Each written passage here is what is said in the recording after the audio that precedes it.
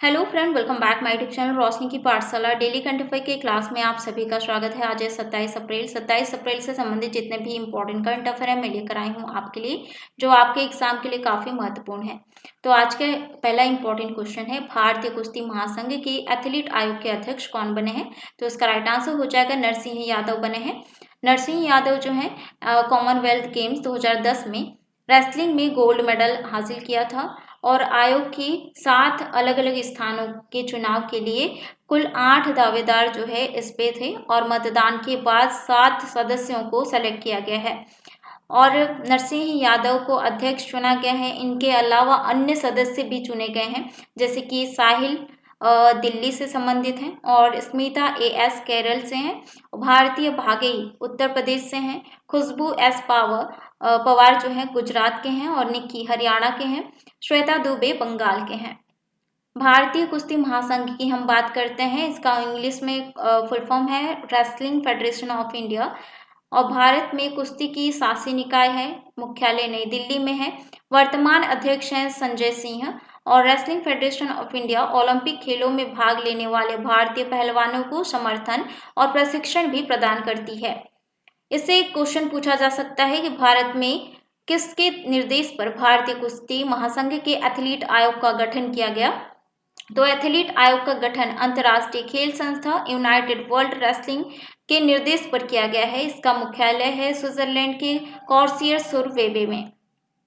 Next important question है, विश्व बौद्धिक संपदा दिवस कब मनाया जाता है? तो इसका राइट आंसर हो जाएगा 26 अप्रैल को मनाया जाता है प्रतिवर्ष।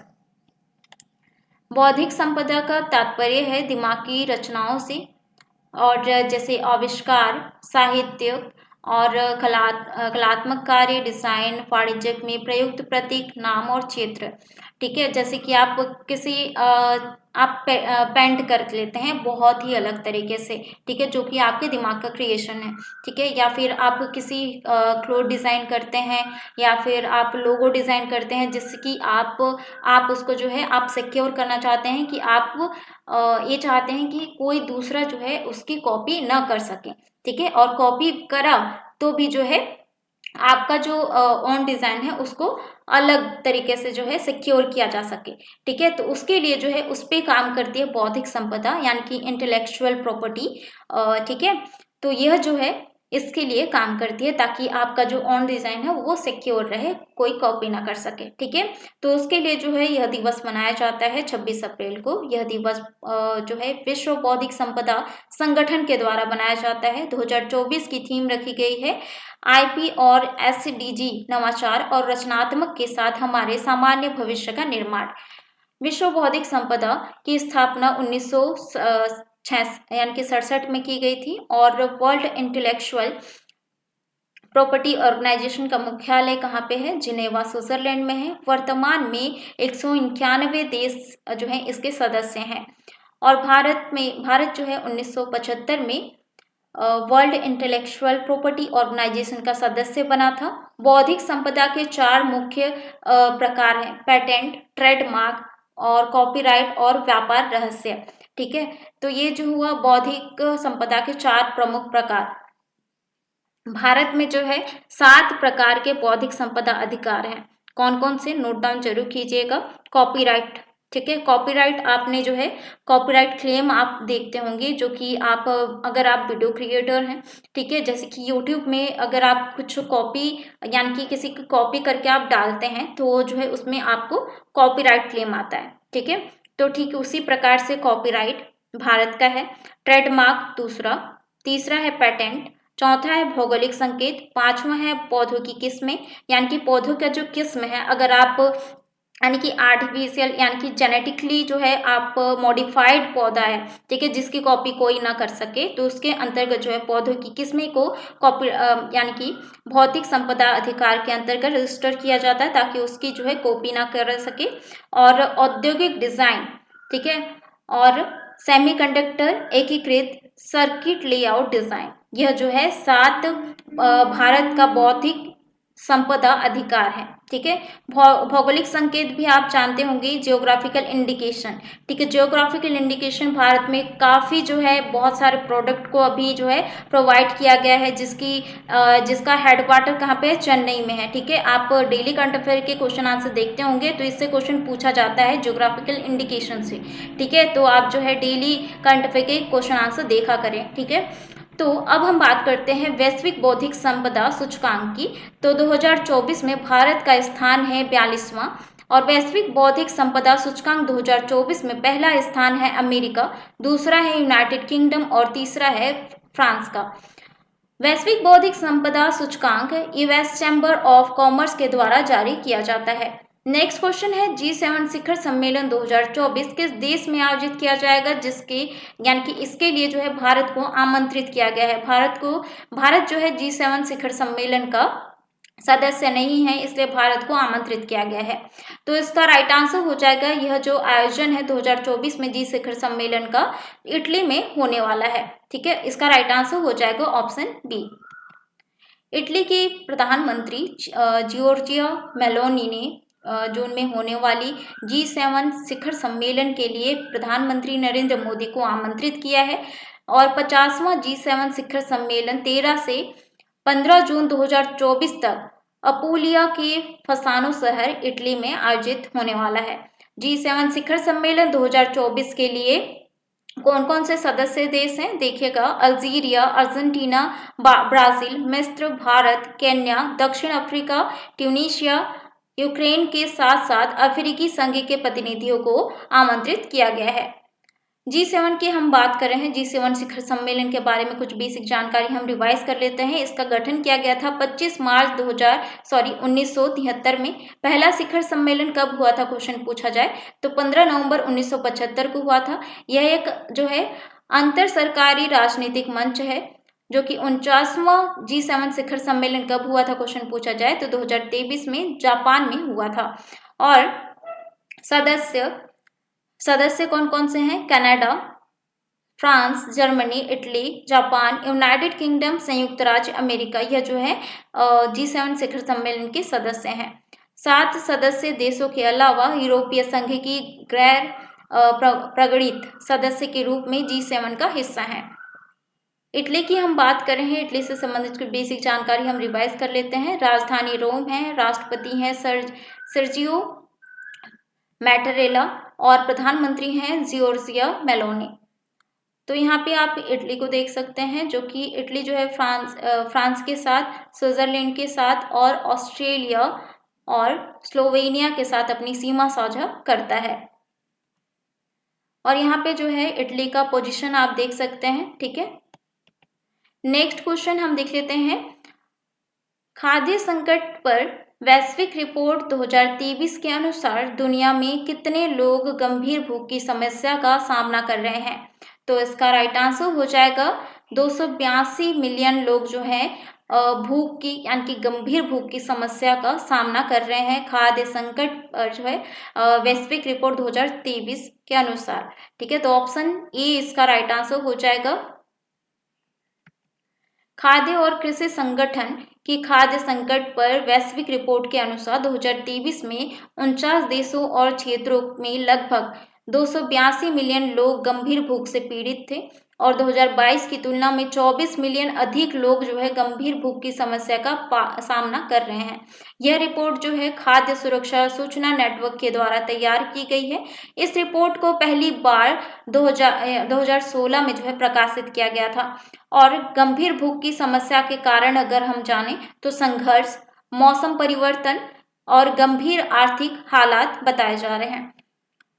तो टॉप 10 देश अगर हम देखें गंभीर भूख से पीड़ित जो देश हैं, तो कांगो लोकतांत्रिक गणराज्य जो कि इसमें मिलियन में 25.8 मिलियन लोग जो हैं गंभीर भूख से पीड़ित हैं, और नाइजीरिया में 24.8 गंभीर भूख से जो है पीड़ित हैं, और सूडान में 28.2, अफगानिस्तान में 19.9, और इथोपिया में 19.7, और यमन में जो है 18.0, और सीरिया में 12.8, और बांग्लादेश में जो है 11.9, पाकिस्तान में 11.8, म्यांमार में 10.6।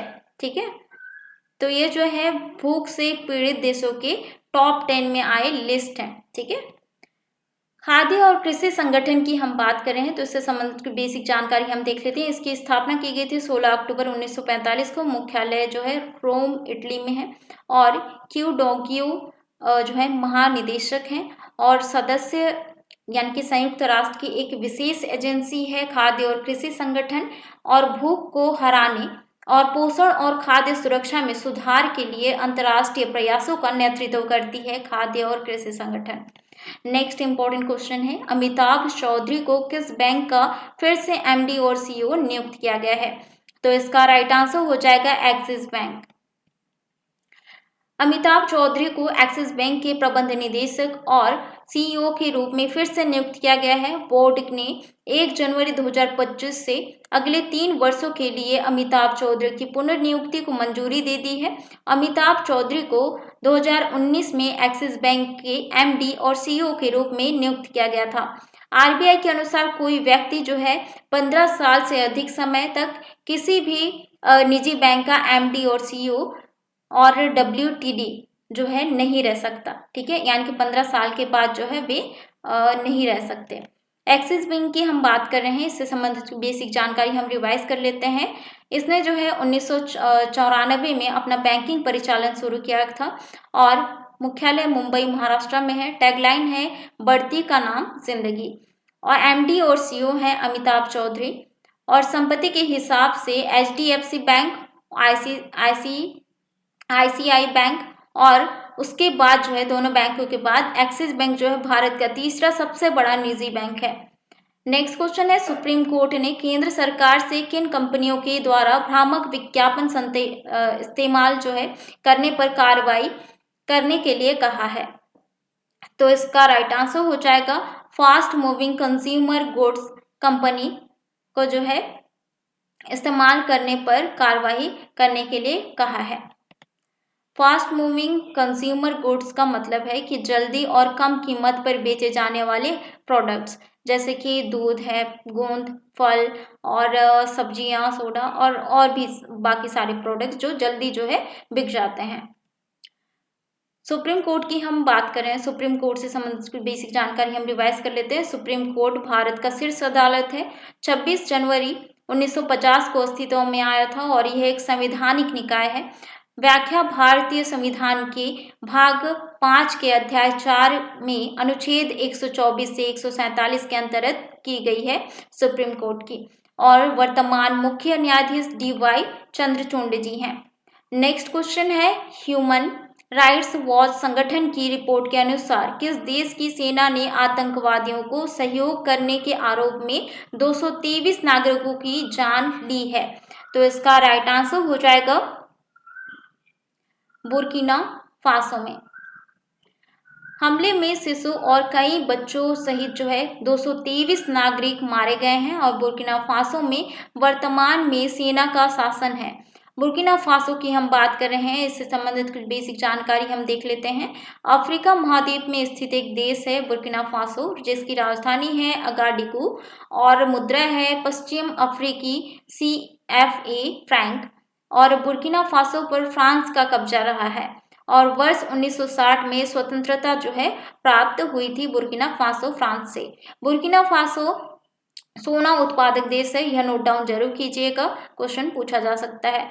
अगर हम देखें बुर्किना फासो से सीमा साझा करने वाले देश तो कोटे डी आइवोर और घाना, बेनिन और नाइगर और माली है। ठीक है, जो कि सीमा साझा करती हैं, और साथ ही टोगो। ठीक है, ह्यूमन राइट्स वॉच ऑर्गेनाइजेशन की हम बात कर रहे हैं। ठीक है, जिसके द्वारा जो है यह रिपोर्ट जारी की गई है। तो इसकी स्थापना जो है की गई थी 1978 में। कार्यकारी निदेशक है तिराना हसन और यह एक गैर लाभकारी संगठन है। मुख्यालय न्यूयॉर्क अमेरिका में स्थित है। मानवाधिकारों पर अनुसंधान और वकालत करता है। नेक्स्ट क्वेश्चन है, भारतीय वायुसेना ने क्रिस्टल मेज 2 मिसाइल का सफल परीक्षण कहाँ किया है? तो इसका राइट आंसर हो जाएगा अंडमान निकोबार द्वीप में।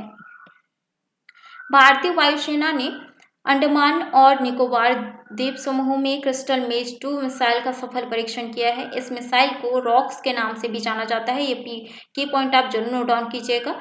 परीक्षण SU-30 MKI फाइटर जेट के जरिए जो है किया गया था। यह मिसाइल इजराइल देश की है और यह मिसाइल जो है 200 किलोमीटर की रेंज में दुश्मन के ठिकाने को जो है नष्ट कर सकती है।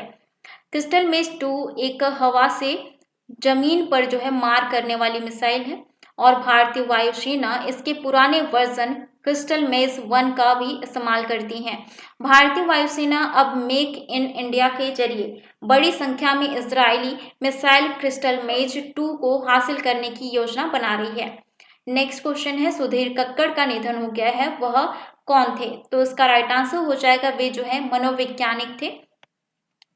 भारतीय मनोवैज्ञानिक के जनक सुधीर कक्कड़ का 85 वर्ष की आयु में निधन हो गया है। तो यह जो है नोट डाउन जरूर कीजिएगा, कौन है? भारतीय मनोवैज्ञानिक के जनक हैं जिनका अभी हाल ही में निधन हो गया है, सुधीर कक्कड़ जी का।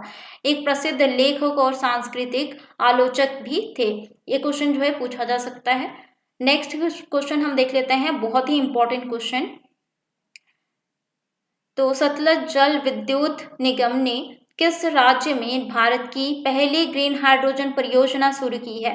तो इसका राइट आंसर हो जाएगा हिमाचल प्रदेश में शुरू की है। सतलज जल विद्युत निगम ने हिमाचल प्रदेश के Nathpa Jhakri hydro power station में भारत के पहले बहुउद्देशीय हरित हाइड्रोजन पायलट प्रोजेक्ट का उद्घाटन किया है। यह परियोजना high velocity oxygen fuel coating सुविधा के लिए हाइड्रोजन का उत्पादन करेगी और 25 किलोवाट बिजली पैदा करेगी। इसका उद्देश्य क्या है? हरित हाइड्रोजन को जो है स्वच्छ ऊर्जा स्रोत के रूप में आगे बढ़ाना है। सतलज जल विद्युत निगम की अगर हम बात करें, इससे कई बार जो है क्वेश्चन पूछा जा चुका है यूपीएससी में, पीएससी में। ठीक है, यह क्वेश्चन जो है मेंस प्री दोनों में पूछा जाता है। ठीक है, तो सतलज जल विद्युत निगम में जो है यह विद्युत मंत्रालय के नियंत्रण में एक शेड्यूल ए मिनी रत्न श्रेणी 1 जो है सार्वजनिक क्षेत्र का उपक्रम है सतलज जल विद्युत निगम। इसकी स्थापना की गई थी 24 मई 1988 को भारत सरकार तथा हिमाचल प्रदेश सरकार के संयुक्त उपक्रम के रूप में। और यह हिमाचल प्रदेश में भारत के सबसे बड़े 1500 मेगावाट की क्षमता वाला Nathpa Jhakri hydro power station है। तो इसका जो है सतलज जल विद्युत निगम का जो पुराना नाम भी क्या था? Nathpa Jhakri hydro power station. यह भी नोट डाउन कीजिएगा। और इसके तहत कंपनी ने कुल 2227 मेगावाट की क्षमता स्थापित की है और 123 किलोमीटर ट्रांसमिशन लाइन समेत कुल 11 परियोजनाएं जो हैं शुरू की हैं। साथ ही आप ये भी नोट डाउन कीजिएगा, सतलज जल विद्युत निगम लिमिटेड वर्तमान में भारत के पड़ोसी देश जैसे कि नेपाल के अतिरिक्त भारत में हिमाचल प्रदेश, उत्तराखंड, बिहार, महाराष्ट्र, उत्तर प्रदेश, पंजाब, अरुणाचल प्रदेश, गुजरात, राजस्थान, असम, ओडिशा, मिजोरम और जो है मध्य प्रदेश में विद्युत परियोजना का निष्पादन कर रहा है। तो यह जो बहुत ही इंपॉर्टेंट क्वेश्चन है। अब बारी है रिवाइज करने की पिछले करंट अफेयर को। आज का पहला क्वेश्चन है, आईसीसी T20 विश्व कप 2024 का ब्रांड एम्बेसडर किसे बनाया गया है? तो इसका राइट आंसर हो जाएगा उसेन बोल्ट को बनाया गया है। हर साल विश्व मलेरिया दिवस कब मनाया जाता है? तो इसका राइट आंसर हो जाएगा 25 अप्रैल को मनाया जाता है। आपदा प्रतिरोधी बुनियादी ढांचे पर अंतर्राष्ट्रीय सम्मेलन का 6वां संस्करण कहाँ आयोजित हुआ है? तो इसका राइट आंसर हो जाएगा नई दिल्ली में। किस देश ने भारत के लिए अपना पहला रक्षा सलाहकार नियुक्त किया है?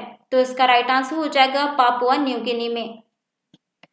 कंपेयर द मार्केट EU की रिपोर्ट के अनुसार दुनिया का दूसरा सबसे सस्ता पासपोर्ट किसका है? तो भारत का है। एशियाई Q20 एथलेटिक्स चैंपियनशिप में दीपांशु शर्मा ने भाला फेंक में कौन सा मेडल जीता है? तो इसका राइट आंसर हो जाएगा गोल्ड मेडल जीता है। भारत की गीता सभरवाल को किस देश में यूनाइटेड नेशन की रेसिडेंस कोऑर्डिनेटर नियुक्त किया गया है? तो इसका राइट आंसर हो जाएगा इंडोनेशिया। नेक्स्ट क्वेश्चन है, यूकी भांबरी ने BMW ओपन टेनिस युगल का खिताब किसके साथ जीता है? तो इसका राइट आंसर हो जाएगा अल्वानो ओलिवेटी के साथ जीता है। नेक्स्ट है, हाल ही में किसके द्वारा हल्के वजन की बुलेट प्रूफ जैकेट तैयार किया गया है? तो इसका राइट आंसर हो जाएगा DRDO के द्वारा। RBI ने किस बैंक पर ऑनलाइन नए ग्राहक को जो है जोड़ने पर प्रतिबंध लगा दिया गया है? तो इसका राइट आंसर हो जाएगा कोटक महिंद्रा बैंक में जो है प्रतिबंध लगा दिया गया है RBI के द्वारा। अब बात है एडिशनल जीके की। आज के एडिशनल जीके में हम देखने वाले हैं फ्रेंड खेल संगठनों के प्रमुख के बारे में। ठीक है, तो भारतीय क्रिकेट कंट्रोल बोर्ड के अध्यक्ष कौन है? रोजर बिन्नी है।